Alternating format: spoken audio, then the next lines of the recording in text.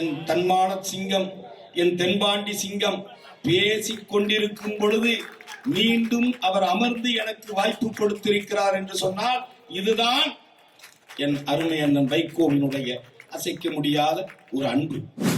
விளம்பரத்திற்காகவோ சுயநலத்திற்காகவோ எந்த காலத்திலும் எந்த சூழ்நிலையிலும் எவருக்கும் அஞ்சாத ஒரு சிங்கம் தான் இங்கே அமர்ந்திருக்கக்கூடிய அண்ணன் வைகோ அவர்கள். நிச்சயமாக அதிகமான வாக்கு வித்தியாசத்திலே நான் நிச்சயமாக இந்த திராவிட முன்னேற்ற கழகத்தினுடைய உதயசூரியன் சின்னத்தில் நின்று வெற்றி பெறுவேன். அந்த வெற்றியை அருமை அண்ணன் வைகோ அவர்களுக்கு நான் சமர்ப்பிப்பேன். உங்கள் சத்யாவின் தமிழ் புத்தாண்டு சூப்பர் ஆஃபர். டயா பூஸ்டர் சுகரை கண்ட்ரோல் பண்ணும், உங்க ஆரோக்கியத்தை மீட்டு தரும். சர்க்கரையை கட்டுப்படுத்துறதுக்கான எளிமையான வழிமுறை, இயற்கையான வழிமுறை. அனைத்து மருந்து கடைகளிலும் கிடைக்கும். எந்த ஒரு சூழலிலும் தன்னிலை மறவாது இந்த தமிழ் இனத்திற்காக அன்று முதல் இன்று வரை தன் வாழ்நாளில் தமிழனுக்காக தமிழுக்காக இந்த திராவிடத்திற்காக ஒரு மனிதர் தொடர்ந்து குரல் கொடுத்து கொண்டே இருக்கிறார் என்று சொன்னால் அது என்னுடைய அருமை அண்ணன் வைகோ அவர்கள் மட்டும்தான். இந்த வறியவன் இந்த இளையவனுடைய அன்புக்கு இணங்கி இன்றைக்கு நான் பரப்புரை செய்த நேரத்தில் அண்ணன் வருகைக்கு முன்பாக வந்துவிட வேண்டும் என்கின்ற இந்நிலை. ஆனால் கிராமங்களிலே மக்களோ காத்திருக்கக்கூடிய ஒரு நிலை. அதையும் மீறி 4-5 கிராமங்களை நான் ஒத்திவைத்து சிறிது தாமதமாக வந்த நிலையிலும் கூட என் தன்மான சிங்கம், என் தென்பாண்டி சிங்கம் பேசிக் கொண்டிருக்கும் பொழுது மீண்டும் அவர் அமர்ந்து எனக்கு வாய்ப்பு கொடுத்திருக்கிறார் என்று சொன்னால் இதுதான் என் அருமை அண்ணன் வைகோவினுடைய அசைக்க முடியாத ஒரு அன்பு. ஒரே சுருக்கமாக நான் பேச விரும்புகிறேன். என் வாழ்நாளிலே இந்த இடைப்பட்ட இந்த 16 ஆண்டு கால அரசியலிலே ஒரு மற்றற்ற மகிழ்ச்சியான ஒரு சூழ்நிலையிலே நான் இருக்கிறேன். என் சிறு வயது முதல் என் தந்தை ஒரு டீ கடை வைத்திருந்தவர்.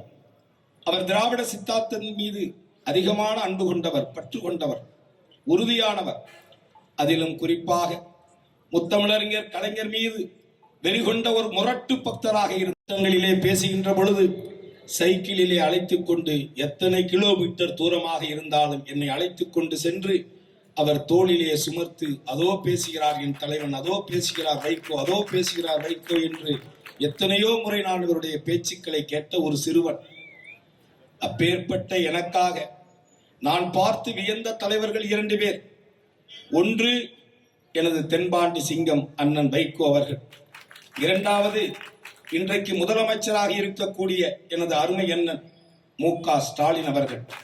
அதாவது நான் நந்தனம் கலைக்கல்லூரியிலே படித்த காலங்களிலே சென்னை தேனாம்பேட்டையிலே இருந்த அன்பகத்திலே ஒரு கீத்து கொட்டாயாக இருந்த காலத்திலே அன்றைக்கு நாங்கள் மாணவர் பேரவை விழா நடந்த காலத்தில் அன்றைக்கு இதே தளபதியார் இளைஞரணியுடைய தலைமை பொறுப்பில் இருந்த நேரத்தில் அவர்களை வைத்து நாங்கள் விழாக்கள் நடத்தி இருக்கிறோம். அந்த காலகட்டத்தில் நான் பார்த்து வியந்த 2வது தலைவர் இன்றைக்கு முதல்வராக இருக்கக்கூடிய முத்தமிழறிஞர் கலைஞரின் புதல்வர் முத்துவேல் கருணாநிதி ஸ்டாலின் அவர்கள். இந்த இருவர் எனக்காக, இந்த இளையவனுக்காக, ஒரு வறியவனுக்காக இதே சிவகங்கையில் நீங்கள் 2 நாட்களுக்கு முன்பாக அன்றைக்கு வேட்பாளர்களை அறிமுகப்படுத்தி முடித்து வந்த பொழுது திடீரென்று யார் ஒருவருக்கும் நிர்வாகிகளுக்கு கூட சொல்லாமல் எனக்காக வீதியிலே இறங்கி வாக்கு சேகரித்தார் தமிழகத்தினுடைய முதல்வர் அண்ணன் மு.க. ஸ்டாலின். இன்றைக்கு எனக்காக இன்றைக்கு உங்களிடத்திலே திராவிட முன்னேற்ற கழகத்தினுடைய உதயசூரியன் சின்னத்திலே வாக்கு கேட்டு எனக்காக என்னுடைய ஆளுமை அண்ணன் வைகோ அவர்கள் எனக்காக ஓட்டு கேட்டுக் கொண்டிருக்கிறார். இதைவிட என் வாழ்நாளில் என்ன பாக்கியம் இருக்க முடியும்? நான் சிறு வயதிலே பார்த்து வியந்த 2 பெரும் தலைவர்கள் இருவரும் இந்த எளியவனுக்காக வந்து வாக்கு சேகரிக்கக்கூடிய இந்த பேரின்பத்தை விட எனக்கு வேறு என்ன வேண்டும்? உண்மையிலேயே நான் மிகவும் உணர்ச்சி வசப்பட்டு இருக்கிறேன். ஆனாலும் ஒன்றை மட்டும் சொல்லுகிறேன். விளம்பரத்திற்காகவோ சுயநலத்திற்காகவோ எந்த காலத்திலும் எந்த சூழ்நிலையிலும் எவருக்கும் அஞ்சாத ஒரு சிங்கம் தான் இங்கே அமர்ந்திருக்கக்கூடிய அண்ணன் வைகோ அவர்கள்.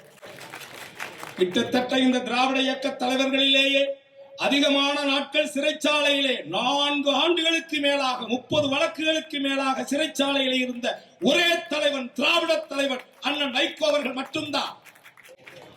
சிறைச்சாலையிலே இருந்த காலங்களிலே தொண்டர்களுக்கு அவர் எழுதிய கடிதங்கள் இருந்த பொழுதெல்லாம் இயக்கத்தினுடைய தோழர்களையும் தன்னோடு தன் உணர்வுகளோடு கலந்து இருந்த அந்த தொண்டர்களை வழிநடத்த வேண்டும் என்ற ஒரே குறிக்கோளோடு 18,000 கடிதங்களை எழுதியவர். கிட்டத்தட்ட 62,000 அரசியல் தலைவர்கள் உட்பட பார்வையாளர்கள் அந்த சிறைச்சாலையில் அவர் இருந்த காலங்களிலே 62,000 பார்வையாளர்கள் சந்தித்த உலகத்திலே கின்னஸ் வரலாறிலே ரெக்கார்டு படைத்த ஒரு தலைவர் இங்கே அமர்ந்திருக்கக்கூடிய அண்ணன் வைகோ அவர்கள். இப்படி அவரை பற்றி நாம் சொல்லிக்கொண்டே போகலாம். எவ்வளவோ தியாகங்கள், எவ்வளவோ வழிகள் இந்த மண்ணுக்காக எடுத்து கொடுத்தவர் யார்?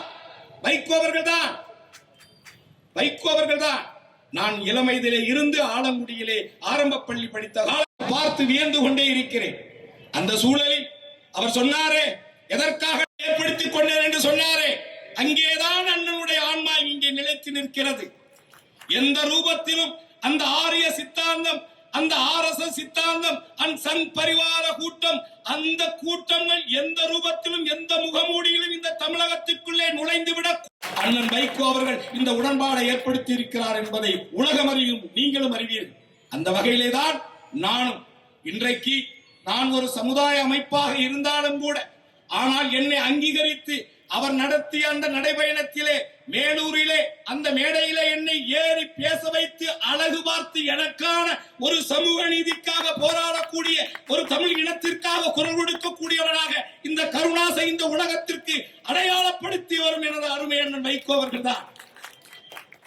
அப்பேற்பட்டவர் இன்றைக்கு எனக்காக இந்த மண்ணிலே, ஒரு வீரம் விளைந்த மண்ணிலே, ஒரு தியாகம் விளைந்த மண்ணிலே எனக்காக வாக்கு கேட்டிருக்கிறார் என்பதை விட எனக்கு வேறு பெருமை இல்லை.